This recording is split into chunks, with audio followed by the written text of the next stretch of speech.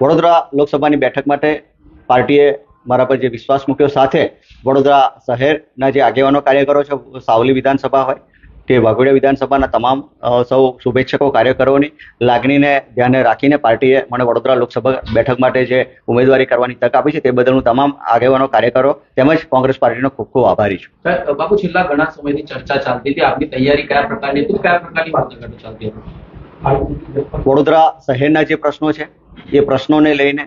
જેવી રીતે આપ બધા જ જાણો છો કે વડોદરાની જે વાત કરવામાં આવી કે અમદાવાદ અને સુરતની વચ્ચે વડોદરા છે, તેમ છતાં પણ એના કંઈક ને કંઈક રીતે કંઈક નેતાઓની ભૂલના કારણે અથવા તો કંઈક રજૂઆતના ન થઈ શકે એના ભાગરૂપે જે રીતે વડોદરા પાછળ રહી ગયું છે, તે તમામ મુદ્દાઓ છે. એ મુદ્દાઓ હોય, પાણીની બાબતના જે પ્રશ્નો છે, હંમેશા જ્યારે પણ ચોમાસાનું વાતાવરણ હોય, બીજા જે ત્યારે સમાચારોના માધ્યમથી દેખાડવામાં આવે છે કે વડોદરાની શું પરિસ્થિતિ છે, પૂરની શું પરિસ્થિતિ છે, ખાડોદરા છે, આ બધા જ જે પ્રશ્નો મીડિયાના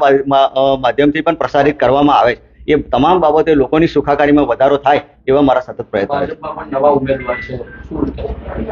એ એમનો આંતરિક મામલો છે ભારતીય જનતા પાર્ટીનો, એના માટે હું કંઈ કહેવું નથી, પરંતુ હા, અમે લોકો એટલા સહજ છે કોંગ્રેસ પાર્ટી અને તમામ કાર્યકરો કે આ વખતે વડોદરાની બેઠક કોંગ્રેસના ફાળે છે. તૈયારી ખૂબ સારી છે. તમામ વડોદરા શહેરના કાર્યકરો હોય કે સાવલી વાઘોડિયા વિધાનસભાના કાર્યકરો હોય, તમામ લોકોએ ખૂબ સારી એવી મહેનત કરી છે વડોદરા લોકસભાની બેઠક માટે, એટલે ખૂબ સારી તૈયારીઓ છે.